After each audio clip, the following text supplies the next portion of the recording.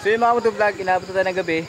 At meron tayo dito ng silayan, dyan, sa may punong yan. Bali, ano na, tatlo na nakukuha namin. Kaya hahanap pa tayo ng iba ng pupustuhan. Ayun o. Ayun o, kukuha namin guys. Isang, ano yan, ang kulay? Flores ito, isa.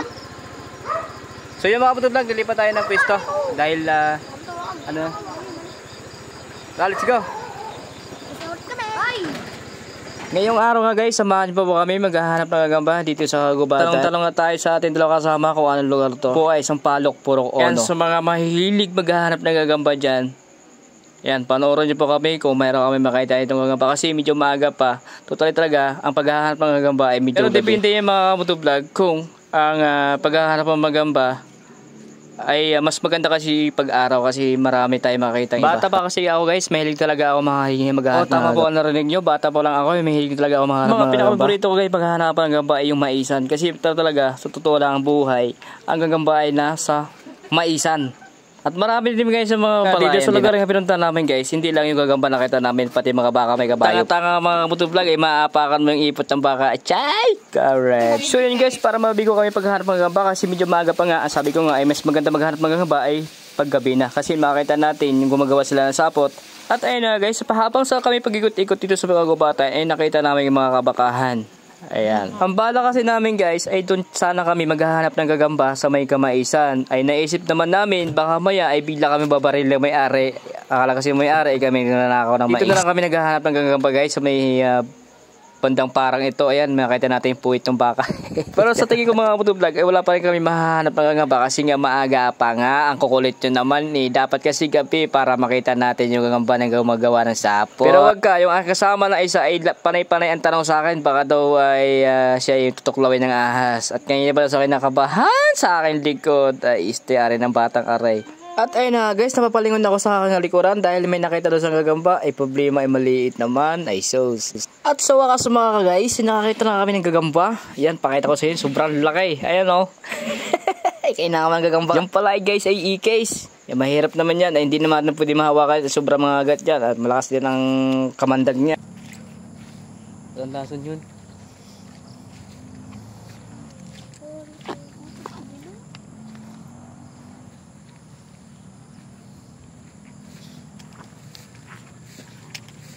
Yung sa mga maisan marami dun eh. Kahit umaga mayroong itis. So dito guys, susubukan natin talaga kung meron kami makita ng gagamba. Kasi maaga pa naman. Dapat kasi pag kami nangangamba ay gabi. Kasi doon natin makita yung mga gamba ay gumagawa sila ng gumagawa sila ng sapot mga kamotovlog. So iniwan natin yung service natin doon.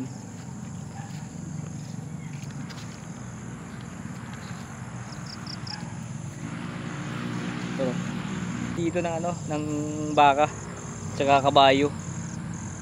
Hindi natin basta-basta mapasok yung balik. Ay mga kasama oh.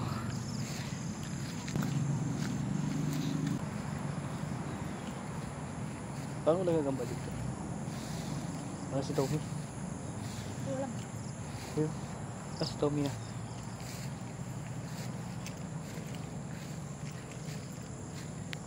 At ayun na guys, naisipan namin lumipat kami ng ibang pwesto kasi pakaramdam namin wala talaga kami makita ditong gagamba. Kaya ano yung time guys, lilipat na kami ng ibang lugar. Tara, let's go! Lumipat kami ng pwesto kasi doon sa una namin pinuntahan ay nibigo kami, wala kami nakita ditong gagamba. Pero dito sa pangalawang punta namin, yan, pansin nyo naman.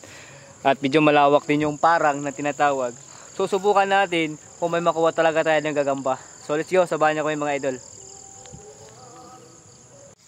So yun guys, bali magdidilim na rin, no? So kanina pa tayo naghahanap ng gagamba. So wala pa rin tayo makakita. Ayun oh, aking mga kasama sa likod ko. So dito naman sa parang na ito ay may mga baka naman dito guys. Kasi ang balak namin ay aabot kami dito ng maggabi-gabi kasi para doon natin makita talaga yung mga gagamba na naglalawa. Hindi, mali naman yan. Pagdating kasi ng medyo may dilim-dilim na guys, ay doon mo nakakita mga gamba na gumagawa sila ng bahay ng kanilang sapot. Yan, dito kami ngayon guys sa Mamala, Sariaya, yung papuntang Banahaw Budik. So yun guys, update ko po namin pag nakakita na kami ng gagamba. Let's go. Guys, ayan, nakahanap na kami ng gagamba. Kunin mo. Okay. Kunin mo. Takma. Ito mo ilagay. Yun. Dito. Ayan. Pamdo. Ilawan mo. Dito sa may liwanag. Yan. So yun guys, nakakahanap na kami ng gagamba. Ang laki ng galamay. Ha? Ang haba ng galamay oh. Alright. So dito kami nakahanap ng gagamba sa isang subdivision. Di ko lang alam kung anong subdivision to, pero meron dito isang lote na pakanti na puro mga dito natin makakita yung mga gagamba. At medyo nagdidilim-dilim na rin yung mga kamotovlog. So yan, marami na tayong makakita ng gagamba ngayon. Kasi maganitong oras ay nagsisimula na sila maggawa ng kanilang sapot na bahay. Para makahuli sila ng mga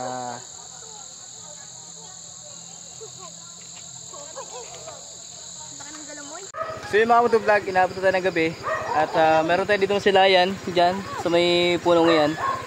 Bali ano na, tatlo na nakukuha namin, kaya hahanap pa tayo ng iba ng pupustuhan. Ayun o, yan o, kukuha namin guys, isang ano yan, ang kulay Flores ata isa.